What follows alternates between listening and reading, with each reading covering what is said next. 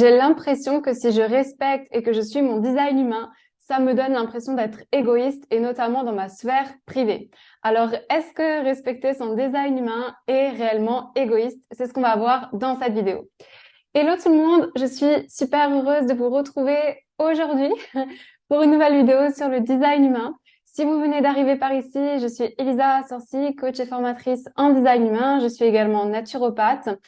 Et si ça fait un moment que vous suivez mes partages et que vous voulez en savoir plus sur le design humain, pensez à vous abonner pour voir le reste de mes vidéos. Vous savez que je crée énormément de contenu pour vous aider à commencer à décrypter votre carte de design humain.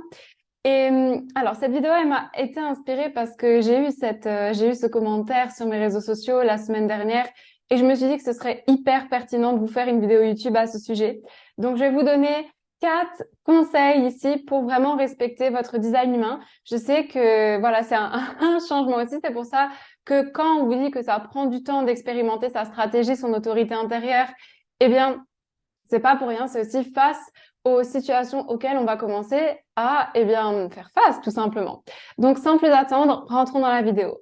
Alors déjà, si vous savez pas ce que c'est le design humain, allez voir les autres vidéos sur ma chaîne YouTube comme je l'ai dit au début. Le premier point que j'ai vraiment envie de vous partager, c'est quand vous commencez à expérimenter votre stratégie et votre autorité, effectivement, il y a des choses qui vont se transformer autour de vous. Vous allez voir que pour vous, ça va être beaucoup plus fluide, mais peut-être que pour les autres, ça va ils vont se demander mais pourquoi est-ce qu'elle change de comportement du jour au lendemain? Et j'ai eu ce cas-là avec une femme projecteur qui était mariée avec un générateur manifesteur et qui a vraiment commencé à respecter son design humain, etc.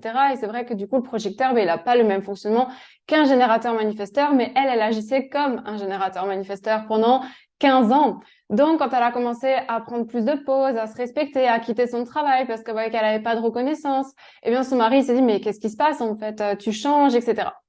Alors déjà, il faut savoir que c'est tout à fait normal si pendant longtemps, en fait, vous avez vécu avec un masque, et c'est notamment ce que j'explique dans un de mes podcasts, hein, où je disais que voilà, moi, pendant 7 ans, j'étais dans un travail où je portais un masque, où j'étais pas heureuse, mais je montrais carrément le contraire. Voilà, j'étais vraiment dans un mensonge total, et les personnes autour de moi le prenaient pour une réalité. Donc, ce qu'il faut savoir, c'est que déjà, si vous avez été une personne pendant tant et tant d'années, c'est normal aussi que les personnes autour de vous, eh bien, elles se sentent comme en réaction ou qu'elles aient ce sentiment d'insécurité. Hein. Donc, c'est à vous aussi de les rassurer.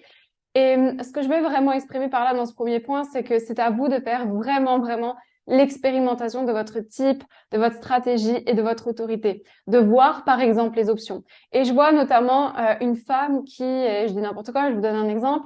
Si vous êtes, par exemple, maman d'un enfant et que vous, dans votre design humain, on vous dit que c'est voilà, vraiment votre réponse du sacral, de faire les choses qui vous mettent en joie, et que tous les jours à 16 heures, votre fille, elle vous demande d'aller au parc et que vous, ça vous met pas forcément en joie.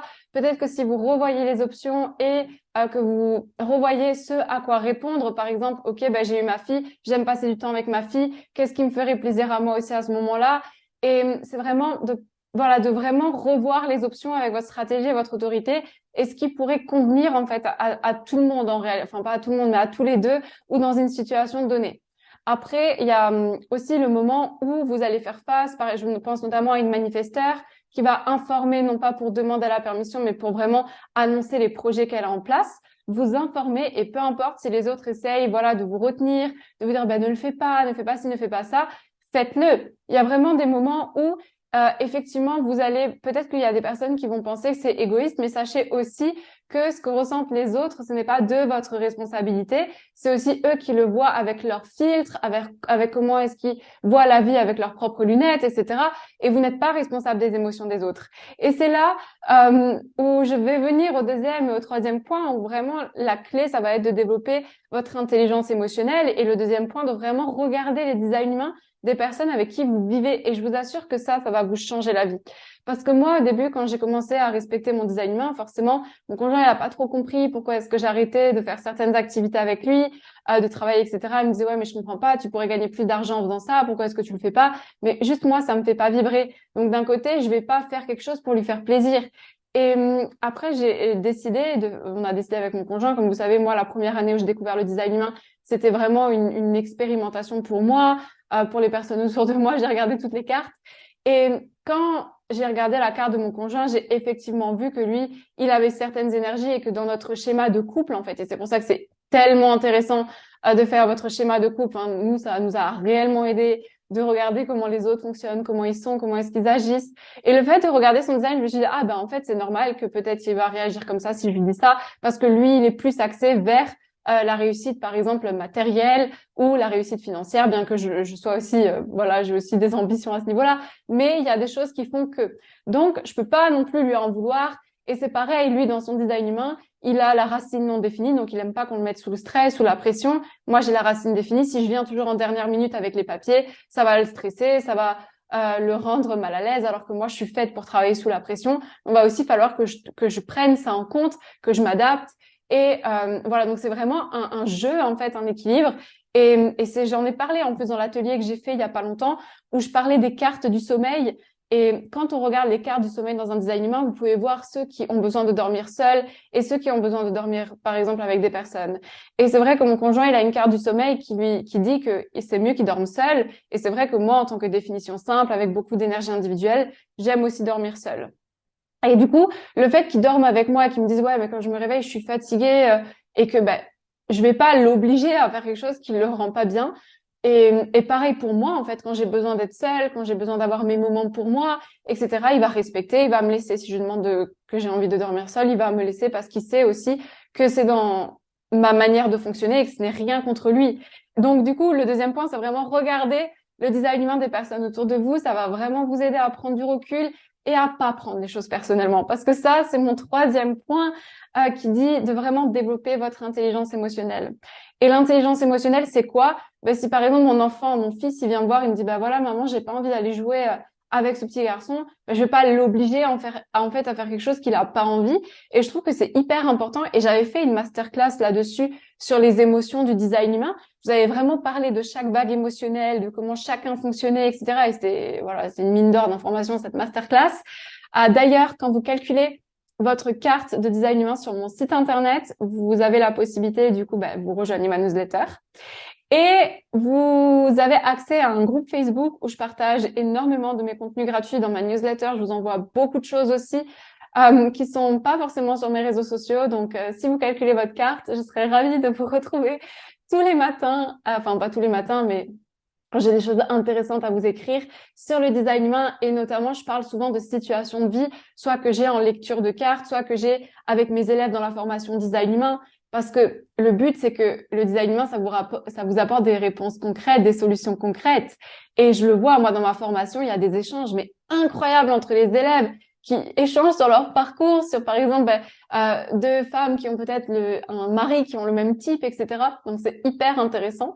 Par rapport aux formations, vous pouvez aussi aller voir le lien dans la description. Si vous êtes thérapeute, naturopathe ou autre et que vous voulez vous former au design humain, sachez que j'ai une formation complète qui vous aidera là-dedans, vraiment à votre rythme. Donc, oui, l'intelligence émotionnelle, c'est ce que j'enseigne aussi à travers ça, parce que c'est bien beau de connaître son design humain, mais après, il faut savoir aussi accompagner les personnes à l'intégrer au quotidien. Et c'est vraiment ça qu'on fait dans la formation. C'est pas juste apprendre qu'est-ce qu'une ligne 5, qu'est-ce qu'une ligne 1. C'est vraiment comment l'appliquer, comment expérimenter ça. Et vraiment, ça va vous permettre, ce fait de travailler votre intelligence émotionnelle, de prendre du recul, vraiment, de vous dire, OK, qu'est-ce que je suis en train de croire vrai quand il me dit non? Qu'est-ce que je suis en train de penser à propos de moi quand, voilà, on fait pas ce que j'avais envie de faire, etc., etc., etc. Ou qu'est-ce que je suis en train de penser quand, par exemple, ça c'est vraiment un très bon exemple de vie. Donc moi, je vous ai dit dans mon design humain, je suis quelqu'un d'assez individualisme. Et j'avais des amis à un moment donné qui étaient pas du tout comme ça, qui étaient très tout le temps se voir, tout le temps faire des choses ensemble, etc. Et moi, ça me convient pas, en fait. Il y a des moments où j'ai besoin j'ai besoin juste d'être seule. Et c'est vrai que ces personnes-là comprenaient pas forcément ce besoin d'être seule tout le temps. Et, enfin, pas tout le temps, mais voilà, c'est comme quelque chose qui me ressource, qui m'énergise. Et ouais, avec beaucoup de facilité, je disais, non, voilà, là, j'ai pas envie d'aller avec vous, par exemple, dans cette sortie. J'ai vraiment besoin de prendre ce week-end pour moi. Et ce qu'elle pouvait ressentir, eh bien, ce n'est pas qu'est-ce que moi je pense à propos de moi, quand je me culpabilise en fait à propos de cette situation, est-ce que j'ai l'impression d'être méchante parce que je me suis respectée et que j'ai dit non? Ça aussi, en fait, quelle est l'éducation qu'on vous a inculquée? Qu'est-ce que ça veut dire à propos de vous, en fait, le fait de dire non, de dire oui alors que vous aviez envie de dire non? Pourquoi est-ce que vous le faites? Il y a vraiment tout ce travail émotionnel à faire pour comprendre d'où viennent ces mécanismes et bien souvent inconscients.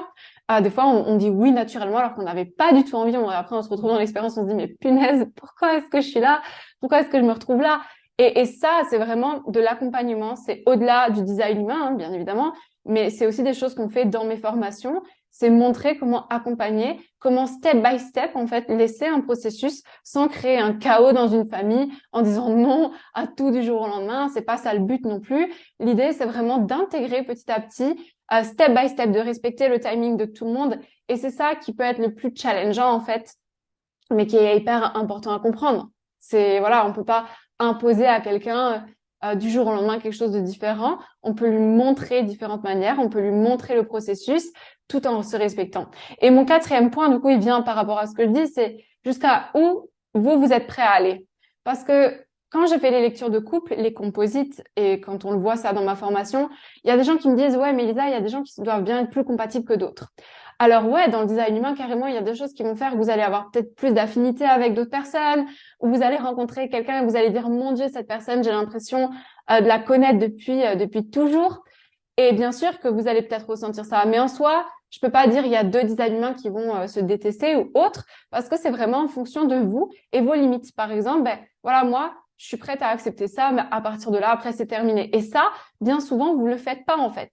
Vous faites pas ce. Moi, je dis toujours à mes élèves, faites un cercle. Voilà, vous dessinez un cercle et dans le cercle, vous mettez ce que voilà, vous mettez vraiment ce que vous êtes prêt à accepter dans votre zone d'intimité, les fonctionnements, qu'est-ce qui vous convient. Et tout ce qui est à l'extérieur, c'est ce que vous voulez pas, en fait. C'est tout ce que vous n'êtes pas prêt à accepter. C'est vraiment cette représentation de votre aura sur une feuille de papier. Et voilà, vraiment faites le point jusqu'à où vous êtes prêt à aller d'accepter. Si par exemple votre conjoint, je vais loin dans mes exemples, mais c'est pour vous expliquer que, imaginons que votre conjoint ou conjointe veuille totalement changer de vie, veuille déménager, etc. Peut-être que vous avez vos amis, vos familles là où vous vivez. Qu'est-ce que vous êtes prêt à accepter ou non? Donc, faites vraiment la liste de ces limites-là parce que bien souvent, vous ne vous êtes pas posé au préalable pour vous dire qu'est-ce que je suis prête à accepter, qu'est-ce que je suis pas prête à accepter, qu'est-ce qu'on peut discuter, qu'est-ce qu'on peut pas discuter. Enfin, voilà, vraiment mes idées, mes principes, mes valeurs.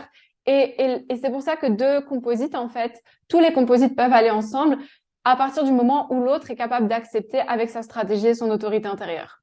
Point. Ça, c'est vraiment le truc pour moi le plus important à vous dire, c'est connaissez vos limites en fait. Qu'est-ce qu'elles sont? C'est quoi vos limites? C'est quoi la chose que vous êtes prête à accepter et les choses que vous n'êtes pas prêt à accepter? Et bien souvent, il y a un manque de clarté là-dessus. C'est pour ça qu'il y a des clashs en fait et il n'y a pas de communication. Donc voilà. Prenez en compte ces points. Partagez-moi aussi vos expériences en commentaire. Vous savez que je suis toujours ravie de vous lire, de vous répondre et de vous avoir quand vous répondez aussi à mes newsletters le matin. Donc voilà pour ça. Et encore une fois, vous retrouverez toutes mes formations. Le lien est dans la bio. Vous avez la formation pour se former au design humain. Vous avez la formation design humain et reconversion professionnelle. Vous avez la formation des 64 portes, qui est vraiment la formation pour commencer à décrypter son design humain avec moi si vous le souhaitez. Et vous verrez que quand vous rentrez dans le design humain et que vous rentrez dans différentes de mes formations, c'est pas que pour vous, c'est aussi pour comprendre les besoins réels des personnes autour de vous, de comprendre comment ils agissent, comment ils fonctionnent et mettre de la lumière là-dessus. Mais ça vous permet de prendre tellement de recul, d'être tellement plus à l'aise après, de vraiment voilà, d'avoir ce recul et cette intelligence émotionnelle qui peut se mettre en place parce que vous savez que ça n'a rien à voir à propos de vous. C'est pas parce que quelqu'un vous dit non ou agit d'une certaine manière que vous avez fait quelque chose, que vous êtes le centre du monde. Voilà, donc il y a beaucoup de choses à travailler et c'est exactement ce qu'on fait dans mes différentes formations. Vous pouvez aussi prendre un appel téléphonique avec moi et je serais ravie de discuter avec vous voilà, de votre situation et de ce que vous recherchez. Donc, sur ce, bien, je vous souhaite une lumineuse journée, soirée et je vous dis à très vite dans une nouvelle vidéo YouTube.